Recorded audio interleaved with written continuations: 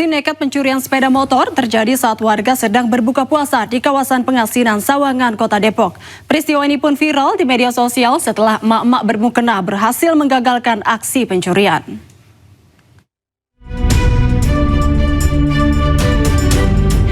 Rekaman CCTV memperlihatkan aksi dua orang pelaku saat berusaha membawa motor yang terparkir di depan rumah korban saat pemilik sedang sibuk berbuka puasa. Pelaku yang diduga sudah menghafal daerah tersebut mencoba melancarkan aksi secara diam-diam. Namun aksi tersebut gagal total setelah istri korban memergoki gerak-gerik mencurigakan sambil berteriak maling dengan nada tinggi. Tanpa melepas mukena, emak-emak ini langsung berlari mengejar pelaku. Teriakan ini pun membuat pelaku panik dan akhirnya melepaskan sepeda motor yang sudah berada di tangannya.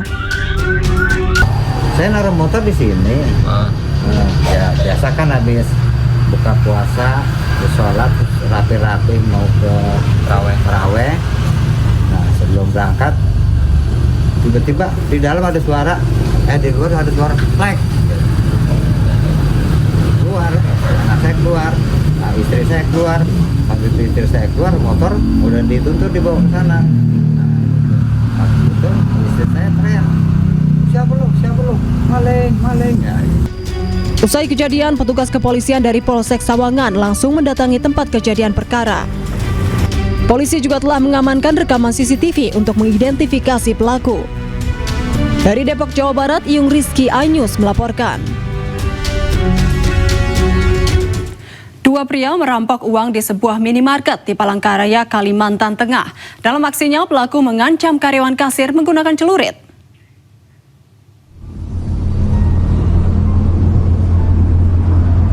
Rekaman CCTV ini memperlihatkan aksi perampokan yang dilakukan oleh dua pria tidak dikenal di sebuah minimarket di Jalan Garuda, Kota Palangkaraya, Kalimantan Tengah.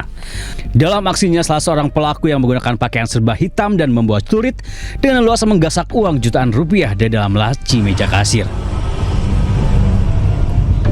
Tidak hanya itu, pelaku juga menggasak sejumlah barang di minimarket.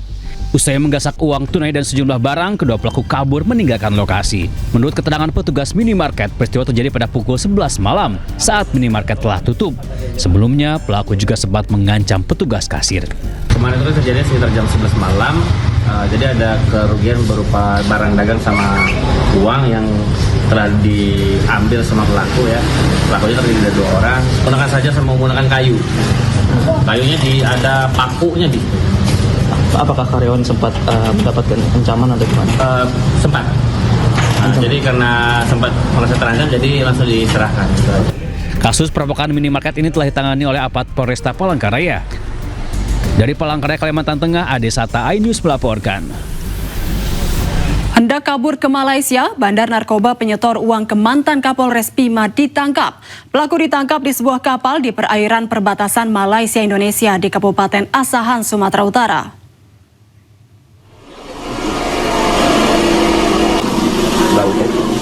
Petugas kepolisian dari Subdit 4 Direktorat Tindak Pidana Narkoba Bareskrim Polri melakukan pengejaran terhadap bandar narkoba dan menggunakan kapal di perairan Pematang Silo, Kabupaten Asahan, Sumatera Utara. Polisi harus bertindak cepat lantaran Ko Erwin hendak memasuki perairan Malaysia melalui jalur laut.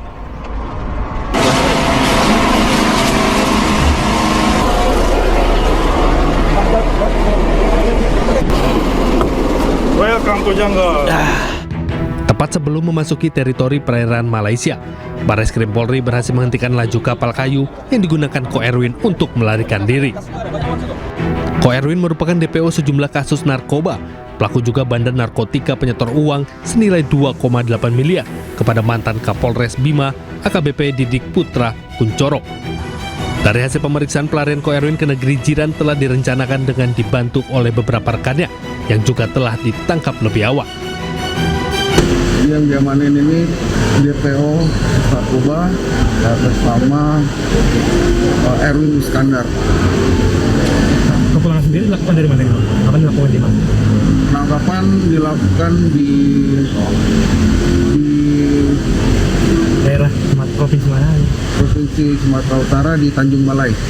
Saat Depo sendiri lagi apa aktivitasnya? Sedang melakukan penyeberangan menggunakan kapal dan kita melakukan penangkapan dan diduga akan menuju ke Malaysia.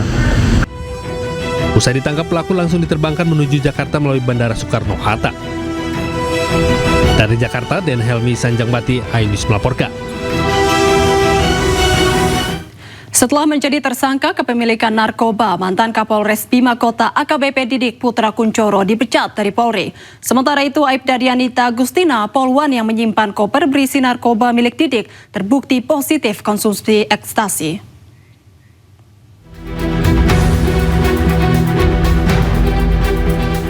Narkoba bisa merayu siapa saja untuk menggunakannya, termasuk oknum anggota polisi. Seperti yang dilakukan mantan Kapolres Bima Kota AKBP Didik Putra Kuncoro.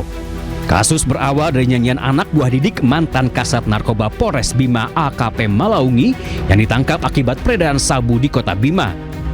Dari pengakuan Malaungi, ia menyebut keterlibatan atasannya yang tak lain AKBP Didik Putra Kuncoro. Polisi langsung bergerak menangkap Didik.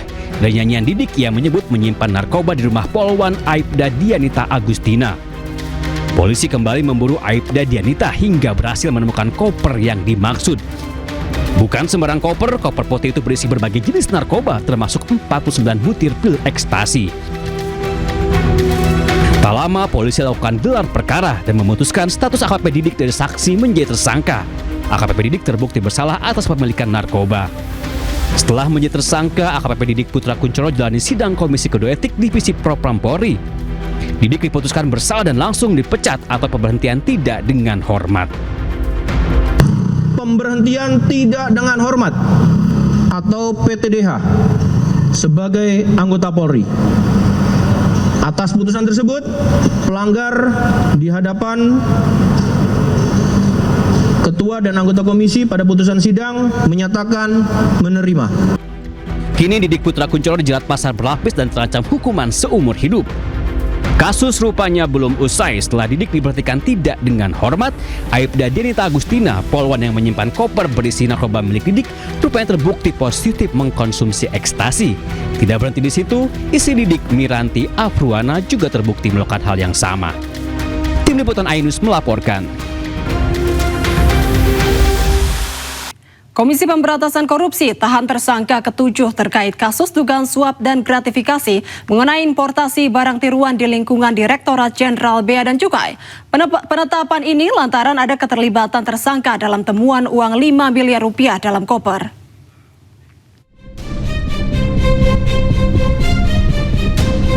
Berdasarkan hasil pemeriksaan KPK, Budiman Bayu Prasojo ditetapkan tersangka terkait kasus dugaan korupsi importasi barang di Direktorat Jenderal Bea Cukai. Pada penggeledahan rumah di Ciputat, KPK menyita sejumlah barang bukti di antaranya uang senilai 5 miliar rupiah. KPK mengungkap barang palsu dan ilegal bisa masuk ke Indonesia karena kasus suap pegawai Direktorat Jenderal Bea Cukai Kementerian Keuangan. KPK kemudian menaikkan perkara ini ke tahap penyidikan dan menetapkan 6 orang tersangka. Penyidik kemudian melakukan serangkaian kegiatan penyidikan baik melalui pemeriksaan terhadap para tersangka, saksi, kemudian juga pihak lainnya maupun kegiatan upaya paksa lainnya seperti penggeledahan di beberapa tempat yang diduga ada barang-barang atau ada bukti-bukti terkait dengan perkara tindak pidana dimaksud.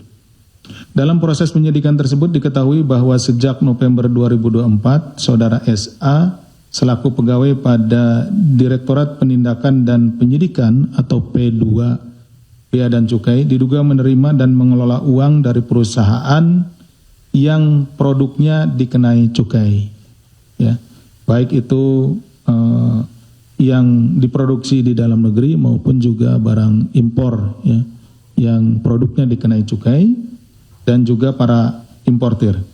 Atas perintah Saudara BBP selaku Kepala Seksi Intelijen Cukai P2 DJBC dan Saudara SIS selaku Kepala Subdirektorat Intelijen Penindakan dan Penyidikan Direktorat Jenderal Bea dan Cukai atau Kasubdit Intel P2 DJBC. Sebelumnya Budiman Bayu Prasojo ditangkap pada Kamis sore. Yang bersangkutan dibawa ke Gedung Merah Putih KPK guna pemeriksaan lebih lanjut. Lantaran menurut KPK, suap tersebut membuat pengecekan tak dilakukan sesuai aturan. Dari Jakarta, Tim Liputan iNews melaporkan. KPK ungkap ada setoran bulanan kepada pejabat Dirjen Bea Cukai untuk loloskan barang impor palsu atau KW. Menurut KPK, uang setoran capai 7 miliar rupiah per bulan.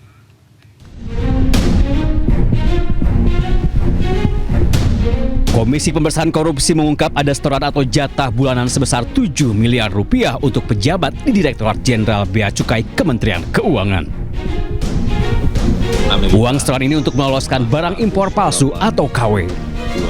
Pelaksana tugas Deputi Penindakan dan Eksekusi KPK Asep Guntur Rahayu menambahkan penambahan jatah tersebut mulai dari Desember 2025 hingga Februari 2026. Berarti hanya 3 bulan, Desember 2025, Januari 2026, dan Februari 2026. Bahwa penerimaan uang ini juga dilakukan secara rutin setiap bulan sebagai jatah bagi para oknum di DJBC.